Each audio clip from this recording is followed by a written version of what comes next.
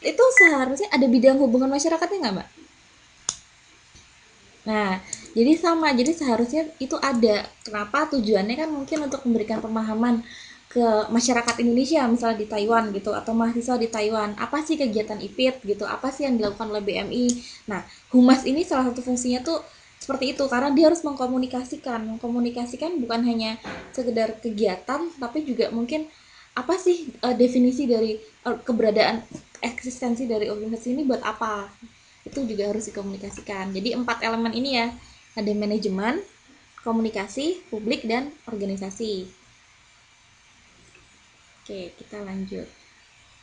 Nah, tadi sudah kita bahas ya humas ini, humas public relation dan hubungan masyarakat.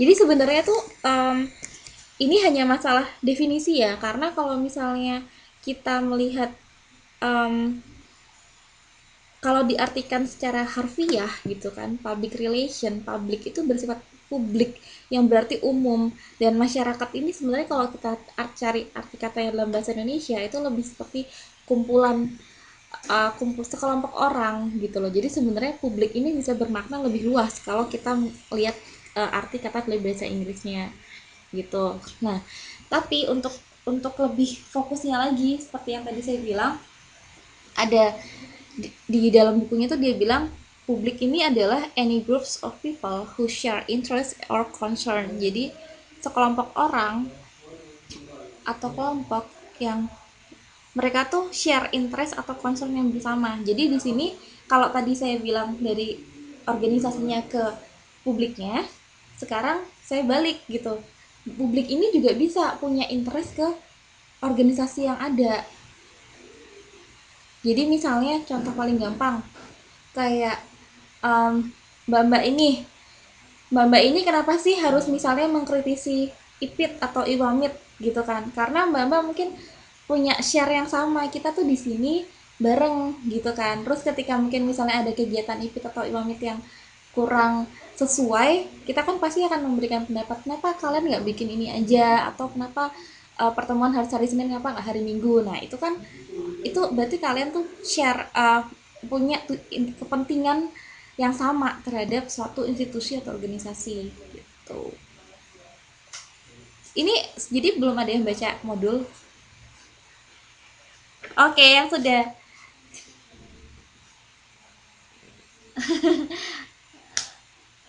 Oke.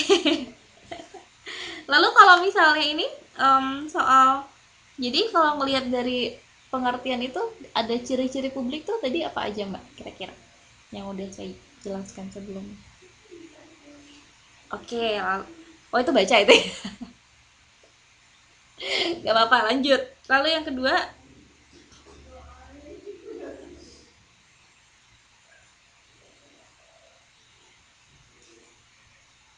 lalu yang ketiga.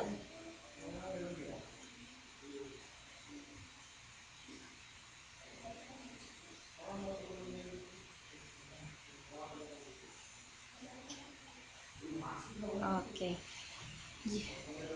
Iya, jadi ada tiga. Jadi paling gampang ingatnya tuh ada masalah, terus masalah itu diselesaikan, terus mengorganisir diri. Jadi kalau kalau saya menganalogikannya, misalnya ini ada masalah, lalu ini harus diselesaikan, dan semua yang punya kepentingan akan masalah ini akan menyatu untuk bagaimana menyelesaikan ini. Gitu. Itu publik. Dia akan menjadi satu entitas. Gitu.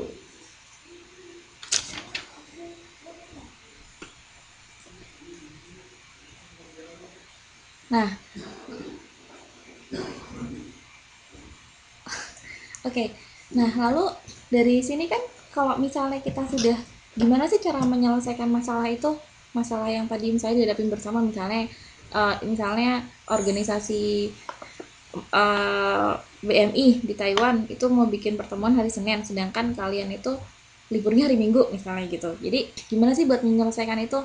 Pasti kan akan buat opini-opini masing-masing gitu, baik yang misalnya oh itu harusnya mereka lebih concern karena kita liburnya hari Minggu, ya kan. Terus yang satu lagi mungkin akan bikin opini yang ya tapi mungkin kalau hari Senin Oke deh, putus. Mungkin kalau hari Senin nggak begitu rame keretanya. Halo. Oh, dengar ya, soalnya putus. Oke. Jadi jadi kan pasti akan muncul yang namanya opini publik. Nah, opini publik itu biasanya agak jarang yang positif, Mbak, memang. Karena pasti yang muncul pertama tuh opini publik itu pasti negatif.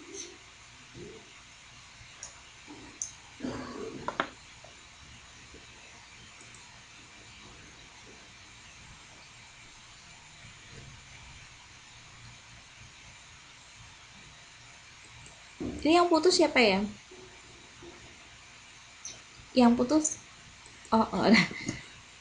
Oke, jadi opini publik ini biasanya itu yang muncul itu negatif. Nah, tapi opini publik ini sengaja dibentuk oleh publik. Kenapa? Karena untuk mempengaruhi perubahan keputusan dari organisasi. Jadi kayak misalnya seperti yang tadi saya bilang, karena ingin merubah keputusannya si organisasi BMI ini untuk berkumpul hari Minggu, kalian membuat opini publik supaya apa? Supaya mereka, oh oke, baik, kita akan rubah pertemuan jadi hari Minggu saja karena ternyata lebih banyak yang free hari Minggu, misalnya kayak gitu.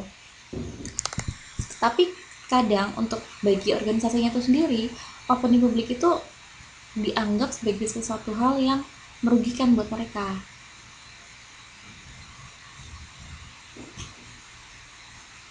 Karena kan opini publik yang dibuat tidak selalu positif, Mbak.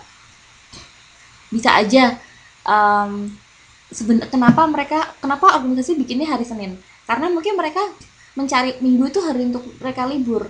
Nah, kalau misalnya mereka pindah ke hari Minggu tuh kan mereka mungkin ada kos yang harus dibayar, misalnya kos untuk nggak ketemu keluarga, kos waktu gitu kan, ya tadinya hari Minggu saya bisa libur tapi nggak jadi libur gitu loh.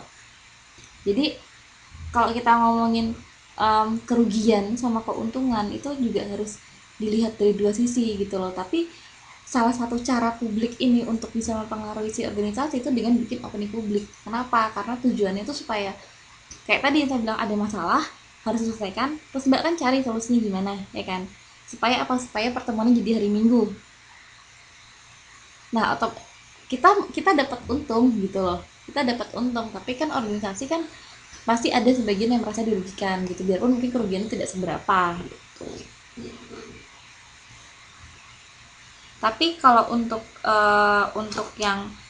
skala yang lebih besar ya, kayak misalnya di halo. Oke, kalau misalnya untuk skala lebih besar kayak di ngikutin kasus Lapindo nggak, Mbak? Iya, Lapindo yang lumpur itu, lumpur yang di Jawa Timur yang Sidoarjo itu.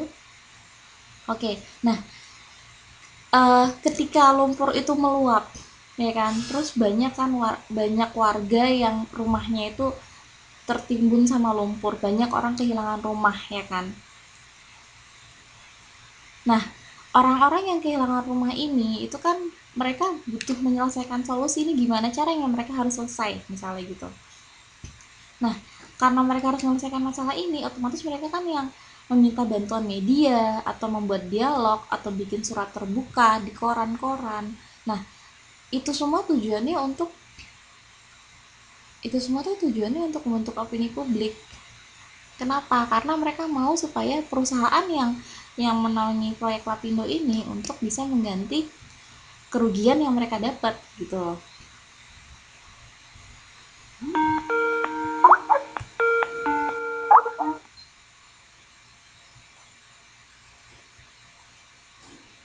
Ini ganti lagi.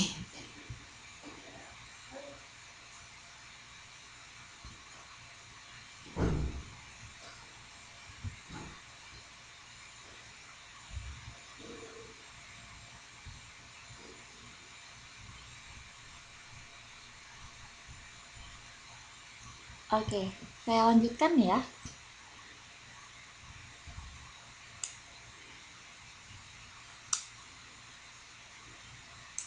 Ini suara apa ya, Mbak ya? Coba sebentar saya matiin.